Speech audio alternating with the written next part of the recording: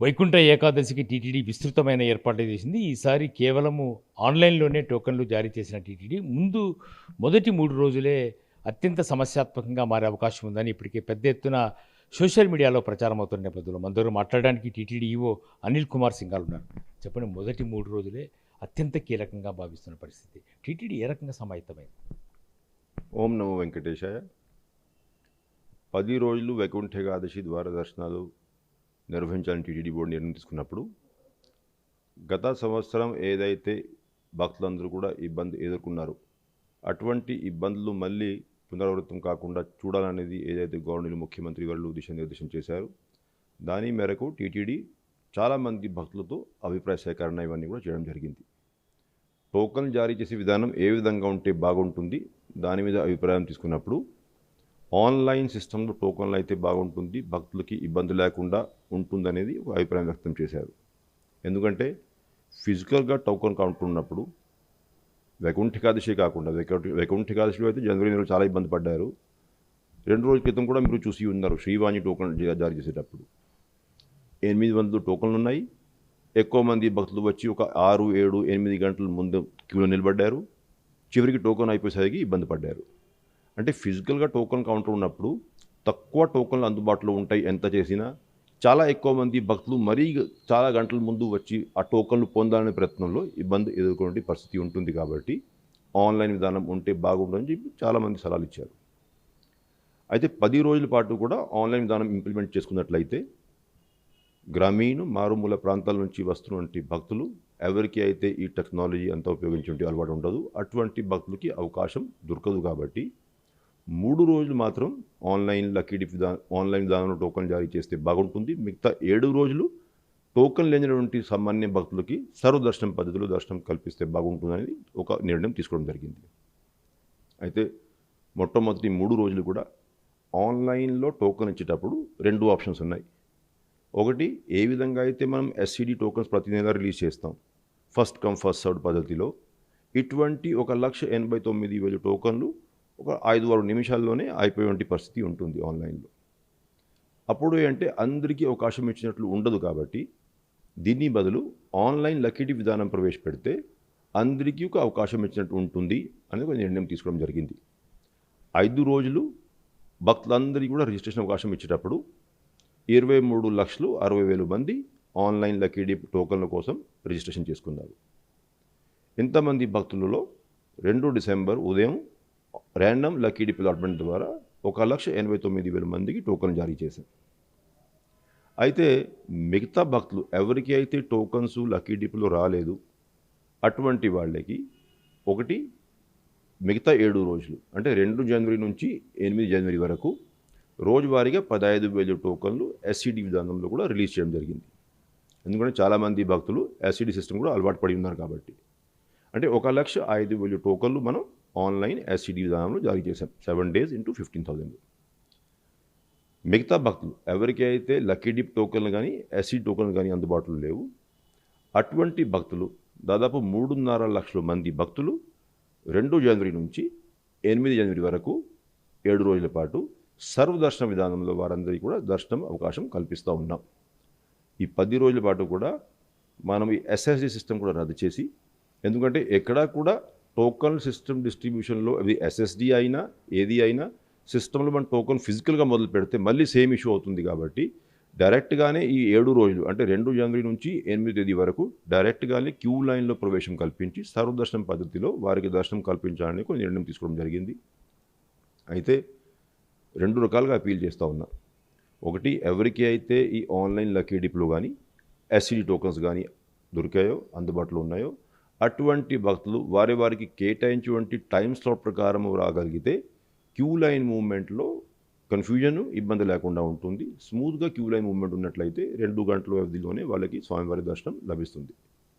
మిగతా భక్తులు ఎవరికైతే టోకన్స్ లేవు, అటువంటి భక్తులు 2 జనవరి నుంచి 8 తేదీ వరకు మనం 3.5 లక్షల మందికి దర్శన అవకాశం కల్పిస్తూ ఉన్నాం. కాబట్టి అటువంటి భక్తులు టీటీడీ టైం టు టైం ఇచ్చేటువంటి అప్డేట్స్ అంటే సర్వదర్శనం విధానంలో ఎక్కువ సమయం మనకి అంటే క్యూ లైన్లో ఎక్కువ మంది భక్తులు ఉంటారు. కాబట్టి ఏ సమయంలో ఎంతమంది భక్తులు వేచి ఉన్నారు, సర్వదర్శనానికి ఎన్ని గంటల సమయం పడతా ఉంది, ఈ వివరాలన్నీ కూడా electronic media, print media, TTD application, SVBC scrollings, social media ద్వారా ఎప్పటికెప్పుడు తెలియజేయడం జరుగుతుంది కాబట్టి భక్తులు అందరూ తీసుకున్నటువంటి సమయం దృష్టిలో పెట్టుకుని తన ప్రయాణం ఇవంతా కూడా ప్లాన్ చేసుకున్నట్లయితే ఇబ్బంది లేకుండా స్వామివారిని దర్శించుకునే అవకాశం లభిస్తుంది. అంటే ఒకటి ఈ డిప్ ద్వారానే ఖచ్చితంగా ఎలక్ట్రానిక్ డిప్ ద్వారానే ఈసారి మొత్తం కూడా ఆన్లైన్లోనే ఇచ్చారు. అంటే ఆఫ్లైన్లో టికెట్లు జారీ చేయకపోవడం ద్వారా ఈ 3 రోజులే అత్యంత కీలకంగా భావిస్తారు, భక్తులు వస్తారు.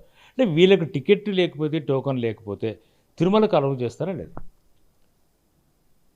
ఆన్లైన్లోనే టికెట్ జారీ చేసామనేది చెప్పడం కూడా కరెక్ట్ కాదు. అంటే ఆన్లైన్లో లక్కీ డిప్ విధానంలో టికెట్ టోకన్లు ఇచ్చింది ఫస్ట్ 3 డేస్కి. మిగతా 7 డేస్కి సర్వదర్శన విధానంలో టోకన్ లేనటువంటి భక్తులకి దర్శనం కల్పిస్తూ ఉన్నాం.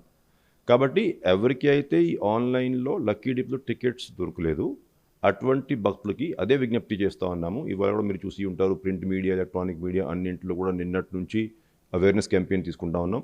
టోకన్ లేనటువంటి భక్తులకి అవకాశం బ్రహ్మాండంగా ఉంది. 2 జనవరి నుంచి 8 జనవరి వరకు ఉంది కాబట్టి అటువంటి భక్తులు 2 జనవరి నుంచి 8 తేదీ లోపల తన ప్రయాణం ప్లాన్ చేసుకోవాల్సిందిగా విజ్ఞప్తి చేస్తూ ఉంది. టీటీడీ పెద్ద ఎత్తున అప్పీల్ చేస్తుంది, మరోవైపు పెద్ద ఎత్తున అవగాహన కల్పించే ప్రయత్నం చేస్తుంది. అయితే ఈ 30, 31 ఈ 3 రోజులు కూడా సర్వదర్శనం వాళ్ళు కూడా టోకన్ ఉంటేనే అలౌ చేస్తారు.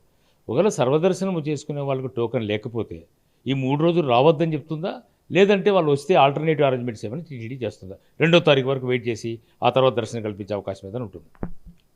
ఆన్లైన్లో టోకన్ పొందినటువంటి భక్తులు కూడా సామాన్య భక్తులే. ఎక్కడ కూడా దాంట్లో వీఐపీ ట్రీట్మెంట్స్ ఎవరికి ఇవ్వడం జరగలే. మొత్తం ఉన్నటువంటి 182 గంటల సమయంలో 164 గంటలు సమయం మనం సామాన్య భక్తులకు కేటాయించడం జరిగింది. అయితే ఆన్లైన్లో కూడా ఎక్కడ కూడా దీనికి ఛార్జ్ లేదు, ఎటువంటి వీఐపీ ట్రీట్మెంట్ దాంట్లో ఇవ్వడం జరగలేదు. కాబట్టి 1,89,000 మంది ఎవరికైతే ఆన్లైన్లో టోకన్లు దొరికాయో అటువంటి వాడు సామాన్య భక్తులే. అదే మన ఫిజికల్గా తిరుపతిలో ఆఫ్లైన్లో ఇచ్చి ఉన్నా కూడా అదే 1,80,000 టోకన్లే ఇక్కడ కూడా ఇచ్చేది. అంతకంటే ఎక్కువ టోకన్ తిరుపతిలో ఇచ్చే పరిస్థితి కూడా లేదు. గత సంవత్సరం కూడా మీరు చూసుకున్నట్లయితే 10 రోజులు కలుపుకొని కూడా మనం 6,70,000 మందికి దర్శనం కల్పించాం 10 రోజుల్లో. ఈ సంవత్సరం కూడా మనం ఉన్నటువంటి టైంని బాగా ఎఫిషియెంట్గా ఉపయోగించుకొని దాదాపు 7,60,70,000 మందికి దర్శనం కల్పించే దిశలో కృషి చేస్తూ ఉన్నాం. కాబట్టి వీళ్ళు కూడా సామాన్య భక్తులే. ఓన్లీ థింగ్ ఇస్ మెకానిజం మార్చాం, ఆఫ్లైన్ నుంచి ఆన్లైన్ చేసాం. అదే 1,89,000 మంది అప్పుడే టోకన్లు వచ్చేది, ఇప్పుడు కూడా 1,89,000 మందికి టోకన్ ఇచ్చాం. కాబట్టి అదే కానిగా పూర్తిగా కూడా ఆఫ్లైన్ ఉన్నా కూడా సేమ్ సిచ్యువేషన్ ఉండేది. 1,89,000 మందికి టోకన్ తిరుపతిలో లభించేది, మిగతా భక్తులకు టోకన్ లభించేది కాదు. కాబట్టి పరిస్థితులు ఏం తేడా రాలేదు, ఓన్లీ టోకన్ విధానం మార్చాం. కాబట్టి టోకన్ లేనటువంటి భక్తులు విజ్ఞప్తి చాలా క్లియర్గా చెప్తా ఉన్నాం. టోకన్ లేనటువంటి భక్తులు ఇబ్బంది పడకుండా 2 జనవరి నుంచి 8 జనవరి వరకు వాళ్ళకి 3.5 లక్షల మందికి సర్వదర్శన విధానంలో దర్శన అవకాశం ఉంది. కాబట్టి అటువంటి అవకాశం సద్వినియోగం చేసుకోవాల్సిందిగా విజ్ఞప్తి చేస్తాం. అంటే టీటీడీ చేస్తున్న అప్పీల్ ఇప్పటివరకు భక్తుల వరకు ఎంతవరకు రీచ్ అయింది? భక్తులు ఎంతవరకు కూడా టీటీడీకి అనుకూలంగానే చేసిన విజ్ఞప్తి మేరకే వస్తారని చెప్పేసి మీరు అనుకుంటున్నారు? భక్తులు ఎప్పుడు కూడా టీటీడీకి సహకరిస్తూనే ఉంటారు. పరిస్థితిని బట్టి భక్తులు ఆటోమేటిక్గా అడ్జస్ట్ అవుతూ ఉంటారు. ఉదాహరణగా మీకు ఎప్పుడైతే 2022లో ఫస్ట్ టైం ఈ తిరుపతిలో కౌంటర్లు పెట్టి టోకన్లు జారీ చేసే విధానం ప్రవేశపెట్టారు. కొన్ని కారణాల వల్ల 10 రోజులు అప్పుడు నేను ఇన్ఛార్జ్ యోగా రావడం జరిగింది. అప్పటికే టీటీడీ బోర్డు ఆ నిర్ణయం తీసుకుని ఉంది. తిరుపతిలో కౌంటర్స్ ఇవన్నీ కూడా సిద్ధం చేసి ఉంది. 21 వరకు టోకన్స్ లేకుండా 10 రోజుల పాటు కూడా డైరెక్ట్గానే క్యూ లైన్లో ప్రవేశం ద్వారా సర్వదర్శనం పద్ధతిలో వైకుంఠ ద్వార దర్శనం జరిగేది. ఫస్ట్ టైం అప్పుడు మనము ఈ తిరుపతిలో కౌంటర్లు పెట్టి టోకన్ జారీ చేసే విధానం చేయడం జరిగింది. ఆ రోజు టీటీడీ బోర్డు ఏం నిర్ణయం తీసుకుంది, తిరుపతిలో టోకన్ తీసుకొని భక్తులు పైకి రావాలి, టోకన్ ఉన్న వాళ్ళకి మాత్రం దర్శనం ఉంటుందని చెప్పేసి 22/2022లోనే టీటీడీ బోర్డు నిర్ణయం తీసుకుంది. ఇది కొత్త నిర్ణయం ఏం కాదు. ఆ రోజు కూడా సేమ్ సమస్య ఉత్పన్నమైంది. ఏది అంటే టోకన్ లేకపోతే భక్తులు ఏమవుతుంది పరిస్థితి. అప్పుడు కూడా మనం ఒక 3-4 రోజు పెద్ద ఎత్తున పబ్లిసిటీ క్యాంపెయిన్ తీసుకున్నాం. ప్రింట్లో యాడ్స్ ఇచ్చాము, ఎలక్ట్రానిక్ మీడియాకి ప్రతి ఒక్క ఛానల్స్కి ఇంటర్వ్యూస్ ఇచ్చాము, బస్ స్టాండ్స్లో బస్ స్టేషన్స్లో బస్సెస్లో కూడా పోస్టర్ క్యాంపెయిన్ తీసుకున్నాం, రైల్వే స్టేషన్లో అనౌన్స్మెంట్ చేశాం, సోషల్ మీడియా వాట్సాప్ ద్వారా కమ్యూనికేషన్ చేశాం. అప్పుడు కూడా మీరు చూస్తే 2022లో 2 జనవరి 2023లో ఆ వైకుంఠ ఏకాదశి ఉండింది. ఎంతమందికి అయితే మనం టోకెన్ ఇచ్చామో అంతమంది వచ్చి స్వామిని దర్శించుకున్నారు. ఎక్కడ కూడా ప్రాబ్లం రాలే. ప్రాబ్లం ఎప్పుడు వచ్చింది, ఆఫ్టర్ 3 years ఆ సిస్టమ్ కూడా కంటిన్యూ చేసుకుంటూ పోయారు. కాబట్టి మనం కొత్త సిస్టమ్ ఇంట్రొడ్యూస్ చేసేటప్పుడు భక్తులు కొంతమంది ఉంటారు, ఫిజికల్ కౌంటర్లో టోకెన్లు దొరుకుతాయి. శ్రీవాణి దర్శనంలో అదే జరిగింది ప్రాబ్లం. అంటే ఫస్ట్ మనం శ్రీవాణి ఆఫ్లైన్ టోకెన్ మొదలుపెట్టేటప్పుడు మనం 10 గంటలకి టోకన్లు ఇస్తే 9 గంటలకి వస్తారు. మళ్ళీ ఆఫ్టర్ కొంతకాలం 8 గంటలకి వస్తారు. అట్లాగనే కొంతకాలం అయ్యాక ఒక 5 అవర్స్, 6 అవర్స్, 10 అవర్స్ ముందు వచ్చేసి క్యూలో నిలబడతారు. ఎక్కువ సమయం క్యూ నిలబడేటప్పటికి టోకన్స్ ఎప్పుడైతే అయిపోతాయో అప్పుడు గందరగోళం పరిస్థితి నెలకొంటుంది. కాబట్టి దీంట్లో టీటీడీకి భక్తుల కోసం తీసుకునే నిర్ణయం తప్పితే ఇంకా వేరే అడ్వాంటేజ్ ఏమీ లేదు. నంబర్ మనం పెంచే ప్రయత్నం చేసాం తప్ప తగ్గించే ప్రయత్నం చేయలే. సేమ్ సామాన్య భక్తులకే ఆఫ్లైన్ బదులు ఆన్లైన్లో టోకన్లు ఇస్తే క్యూలో గంటల తరబడి నిలబడి టోకన్స్ లేకపోతే ప్రాబ్లం అవుతుందనే ఉద్దేశంతో ఈ నిర్ణయం తీసుకున్నాం. కాబట్టి భక్తులు అభిప్రాయం మేరకే నిర్ణయం తీసుకున్నాం. కాబట్టి భక్తులు డెఫినెట్గా సహకరిస్తారని నా నమ్మకం. అంటే 10 రోజుల్లో దాదాపుగా 7,70,000 మంది వరకు కూడా మీరు చేయాలని చెప్పేసి సంకల్పించారు. ఒక 3 నెలలుగా ఎక్సర్సైజ్ జరుగుతూ ఉంది. టీటీడీ ఏ టెక్నాలజీని కానీ లేదంటే సాంకేతికంగా ముందుకెళ్ళే ప్రయత్నం చేస్తున్నప్పుడు ఈసారి బ్రహ్మోత్సవాలు ఎక్స్పెరిమెంటల్గా తీసుకుంటారా ఈ ఎక్స్పీరియన్స్ని, లేదంటే ఖచ్చితంగా పక్కాగా అమలు చేసి సక్సెస్ అవుతామని చెప్పేసి మీరు అనుకుంటున్నారు? ఎక్స్పెరిమెంట్ కాదు, బాగా ఆలోచించుకునే నిర్ణయం తీసుకోవడం జరిగింది. ఫీడ్బ్యాక్ మేరకు ఆ నిర్ణయం తీసుకోవడం జరిగింది. చాలామంది భక్తులతో సంప్రదించుకున్నాం. వారు ఇచ్చేటువంటి ఫీడ్బ్యాక్ దృష్ట్యా ఈ నిర్ణయం తీసుకున్నాం. అంటే దీంట్లో కూడా కొత్త సిస్టమ్ ఏమీ కాదు. ఆన్లైన్ డిప్ సిస్టమ్కి భక్తులందరూ అలవాటు పడి ఉన్నారు. దానివల్లనే 23,60,000 అప్లికేషన్స్ రిజిస్టర్ అయినాయి ఆ రోజు ఈ 1,89,000 టోకన్స్ కోసం. అదేవిధంగా ఎస్ఈడి సిస్టమ్స్కి వాళ్ళు అలవాటు పడి ఉన్నారు. సర్వదర్శన్ సిస్టమ్కి వాళ్ళు అలవాటు పడి ఉన్నారు. కాబట్టి దీంట్లో కొత్త సిస్టమ్, టోకన్ జారీ చేసే సిస్టమ్ ఆఫ్లైన్ నుంచి ఆన్లైన్కి తీసుకువచ్చాము ఫర్ ఫస్ట్ ఇయర్ తప్పితే బ్యాలెన్స్ అంతా మెకానిజం భక్తులు అందరూ అలవాటు పడేటువంటి మెకానిజం. మీరు టోకన్ కౌంటర్ కానీ ఫిజికల్గా పెట్టి ఉన్నా కూడా చివరికి గత సంవత్సరం కూడా 6,70,000 మందిగా చేశారు దర్శనం. అంటే అప్పుడు మిగతా భక్తులు ఏమయ్యారు? మిగతా భక్తులు ఎప్పుడైనా కొంతమంది ఉంటారు, ఎవరికి అయితే ఈ టోకన్ విధానం ఆఫ్లైన్లో ఉన్నా ఆన్లైన్లో ఉన్నా కొంతమందికి టోకన్ దొరకవు. ఎందుకంటే టోకన్ కెపాసిటీ లిమిటెడ్ కాబట్టి. అంతే తప్ప భక్తులకి కనుక మనం సరి అయిన అవగాహన కల్పించగలిగితే ఆటోమేటిక్గా భక్తులందరూ కూడా టీటీడీ ఇచ్చేటువంటి దిశానిర్దేశం, టీటీడీ ఇచ్చేటువంటి సలహాలు సూచనలు పాటించడానికి సిద్ధంగా ఉన్నారు. కాకపోతే క్లారిటీ ఉండాలి. ఒకవేళ కనుక మనం 10 రోజుల పాటు కూడా ఆన్లైన్లో దర్శనం టోకన్లు ఇస్తే అప్పుడు డెఫినెట్గా ఎవరికి అయితే అవకాశాలు దొరకలేదు సర్వదర్శనంలో ఇబ్బంది పడే పరిస్థితి ఉండేది. మనం ఎక్కువ టైం అయితే టోకన్ లేనటువంటి భక్తులకి సర్వదర్శన విధానంలో 3.5 లక్షల మందికి, అంటే టోటల్ 7,60,000 అయితే దాంట్లో దాదాపు 3,60,000 టోకన్ లేనటువంటి భక్తులకి అవకాశాలు కల్పిస్తున్నాం. కాబట్టి ఎక్కడ కూడా ఇబ్బంది ఉండదని నా నమ్మకం. దాదాపుగా 160 గంటలకు పైగానే దర్శనానికి సామాన్య భక్తులకే ఇస్తామని టీటీడీ చెప్తోంది. మెకానిజం అంతా సేమే, అయితే కేవలం ఆఫ్లైన్ నుంచి ఆన్లైన్కి మాత్రమే ఈసారి ఒకే ఒక మార్పు జరిగింది అంటున్నారు. అంటే పూర్తిగా టెక్నాలజీని ఉపయోగిస్తున్నారు ఈసారి. గతంలోకి భిన్నంగానే టీటీడీ వ్యవహరిస్తుందన్న ప్రచారం అయితే పెద్ద ఎత్తున బయట జరుగుతోంది. దీనికి మీరు ఏం సమాధానం చెప్తారు? ఆ ప్రచారం ఎక్కడ జరుగుతుందో నాకు తెలియదు. ఇప్పుడు మనం పూర్తిగా టెక్నాలజీ, వీలైనంత వరకు టెక్నాలజీ ఉపయోగించాల్సిన అవసరం అయితే ఉంది. ఇంటిగ్రేటెడ్ కమాండ్ కంట్రోల్ సెంటర్లో టెక్నాలజీ ఉపయోగించుకొనే కదా మనం ఇప్పుడు మానిటరింగ్ చేసేది. క్రౌడ్ మూవ్మెంట్ ఎట్లా ఉంది, ఎక్కడ క్రౌడ్ గ్యాదర్ అయ్యి ఉన్నారు, ఎన్ని గంటల సమయం పడతా ఉంది, ఇవన్నీ కోసం టెక్నాలజీ ఉపయోగించాల్సిందే. కానీ ఏదైతే ఇప్పుడు మీరు చెప్తా ఉన్నారు పూర్తిగా సిస్టమ్ మార్చాము, అది అనడం కరెక్ట్ కాదు. ఫస్ట్ 3 days కోసం సిస్టమ్ మార్చాము. మిగతా 7 రోజులు టోకన్ లేనటువంటి భక్తులకి సర్వదర్శన విధానంలో దర్శనం కల్పిస్తున్నాం. కాబట్టి ఎక్కడ కూడా మిగతా 7 రోజులకి సిస్టమ్ మార్పు జరగలే. ఇన్ఫ్యాక్ట్ మిగతా 7 రోజులకి అడ్వాంటేజ్ ఏంటి? అంతకుముందు అన్ని రోజులు కూడా ఆఫ్లైన్లో టోకన్ తీసుకునే పరిస్థితి ఉండేది.